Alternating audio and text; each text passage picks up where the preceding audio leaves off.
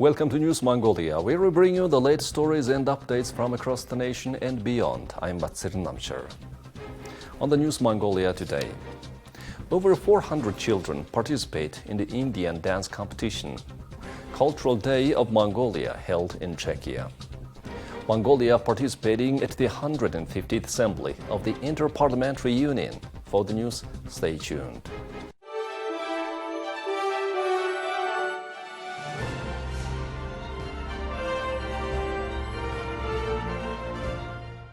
Over 400 children participated in the 25th national competition of the Indian dance melody of the river Ganga, showcasing their talents while exploring diverse cultural practices. In a remarkable display of cultural exchange, over 400 children participated in the Indian dance competition, where they explored, compared, and evaluated different cultural practices.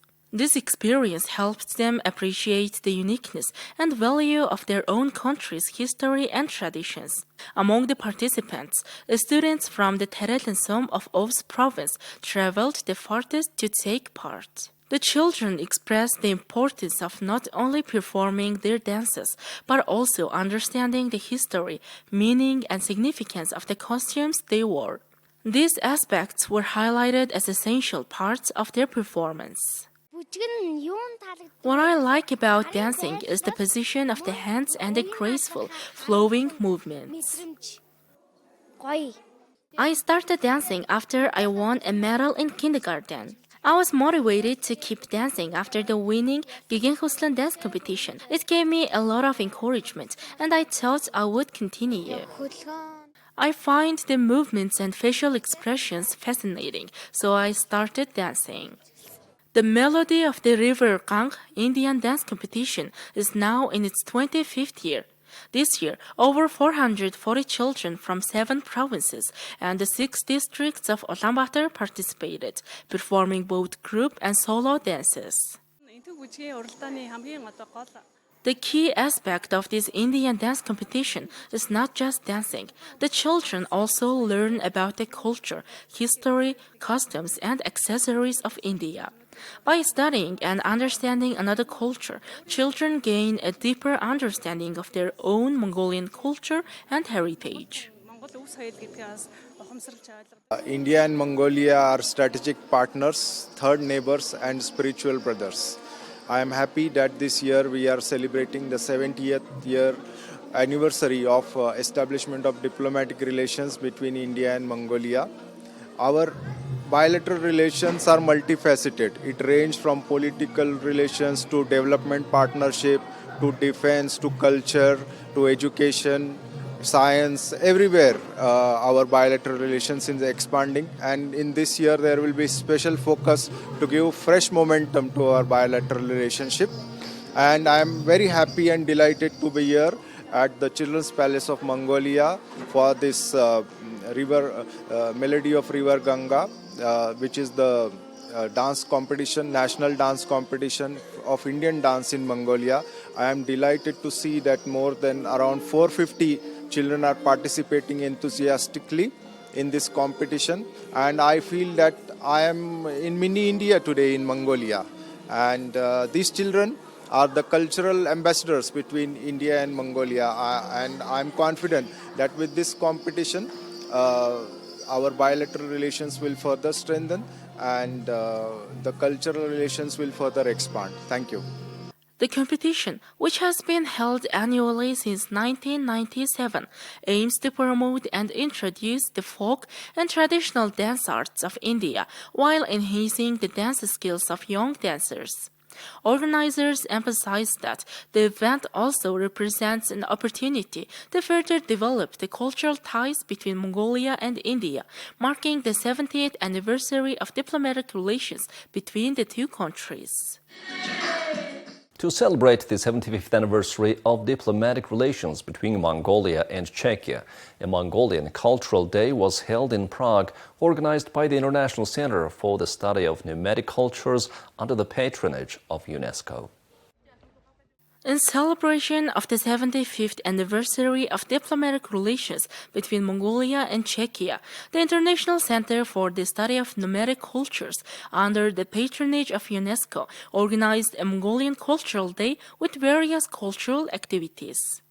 The discussion on the challenges faced by nomadic people worldwide is significant. Not only are we showcasing Mongolia's intangible cultural heritage, which was compiled for UNESCO, but we are also presenting the nationally branded products of Mongolian nomads to both the local Mongolian community and Czech citizens. This is very crucial. Over the past 75 years, we have built a strong and meaningful relationship. In today's world, it's even more crucial to deepen mutual understanding, and this event plays a pivotal role in advancing that objective.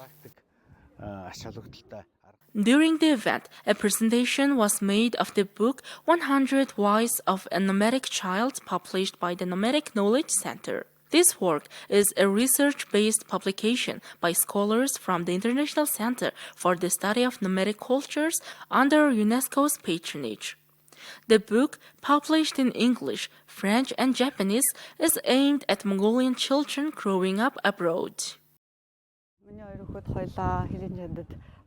My two children grew up abroad, and they were raised with a strong sense of political awareness. They frequently ask me about things we didn't know, and now their classmates and friends are increasingly curious about Mongolia, our roots, culture, and traditions. Through my children, I hope to share Mongolian culture with the world.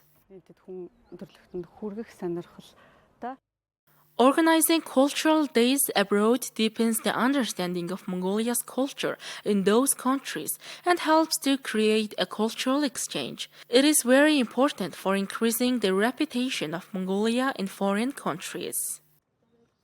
Now let's take a look at Mongolia's current affairs. The 150th Assembly of the Interparliamentary Union is taking place in Tashkent, the capital city of the Republic of Uzbekistan, on April 5th to 9th, 2025. Deputy Speaker of the State Great Khorol, Bolgontoya Khurulbatar, Vice President of the IPU Parliamentarians Committee on Human Rights, MP Naminchimik Otsurung, and members of Parliament Narambatar Nanzad and Ponslama Padamdorj, and Secretary General of the State Great Khorol Basandorj Barsurung are attending the Assembly. During the Assembly, which brings together parliaments from 181 countries around the world, all IPU statutory bodies, including the Governing Council, standing committees, committees on human rights of parliamentarians and on Middle East questions, as well as Forum of Women Parliamentarians and the Forum of Young Parliamentarians will convene. The general discussion of the Assembly is taking place under the theme Parliamentary Action for Social Development and Justice, aiming at providing a platform for delegates to deliberate, exchange views, and intensify parliamentary actions in this area. The Assembly will adopt resolutions on the emergency item and on the subject items taken up by the Standing Committee on Peace and International Security and by Standing Committee on Sustainable Development. The Assembly is expected to conclude with the adoption of an outcome document on the overall theme of the general discussion. On the first day of the Assembly, representatives of the State Great Khorol participated in the Forum of Women Parliamentarians. Established 40 years ago, this forum aims to bolstering gender equality and women's participation in decision-making and strengthening women parliamentarians' leadership, initiative and cooperation. At the forum, women parliamentarians discussed progress, future trends and solutions, and noted that this year marks the 30th anniversary of adoption of the Beijing Declaration and Platform for Action, which set a global goal to eliminate obstacles to gender equality. Deputy Speaker of State Great Khorol, Bolgontoya Khurulbatar, and members of Parliament Narambatar and Ponslama participated in the Asia-Pacific Group meeting and exchanged views on parliamentary activities for strengthening regional partnerships and expanding cooperation among member states. During the 149th IPU Assembly held in Geneva, Switzerland in 2024, Member of Parliament Naminchimik Otsurung was elected as a member of the Committees on Human Rights of Parliamentarians. Member of Parliament Naminchimik is attending the 150th Assembly as the Vice President of the Committee on Human Rights. Mongolia will submit its fourth report on the human rights situation to the UN Human Rights Council this year. The midterm report on the human rights situation was submitted to the Council last year. Mongolia has approved an action plan to implement the recommendations made by international human rights organizations and has established a permanent council to monitor the implementation of the plan. During the Mongolia-EU Human Rights Dialogue, the Ministry of Family, Labor and Social Protection of Mongolia presented the policies and decisions being implemented for reducing poverty. Representatives of the European Union and ministries and government agencies of Mongolia working in the field of human rights protection participated in the meeting and provided information on the implementation of the recommendations made by international human rights organizations. The government's 2024 to 2028 action plan outlines advancing the Human Development Index of Mongolia by 10 positions and reducing the poverty rate by half, while Vision 2050, Mongolia's long-term development policy, reflects the goal to reduce the poverty rate to 15% by 2030 and to 5% by 2050. You're watching News Mongolia. Now let's take a look at the currency exchange rates provided by Mongol Bank.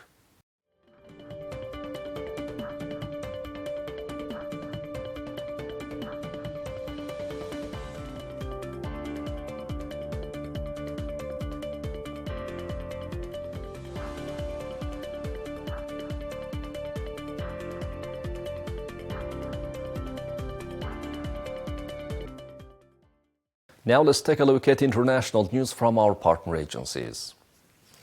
NATO foreign ministers gathered in Brussels for the second day of their meeting welcomed reassurances from the United States that Russia continues to pose a serious threat to the alliance. This statement came at a time when members were increasingly anxious about shifting U.S. priorities.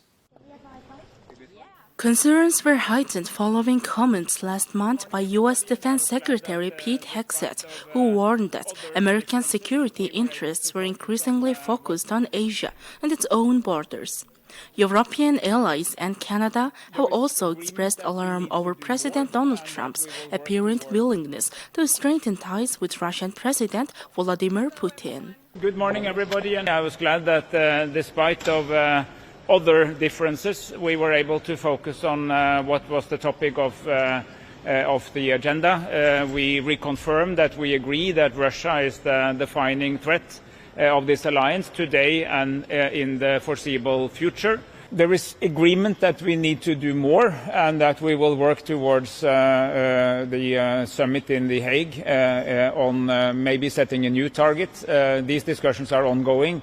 5% is, of course, much more than the U.S. itself spends, and it's a very high ambition, and we are not ready to commit to a number at this time.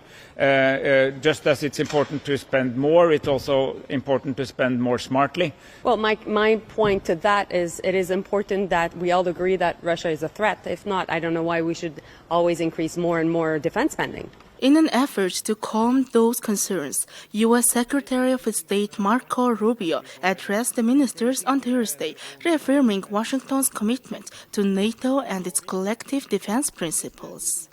Many countries already increasing their own defense investments, as Estonia.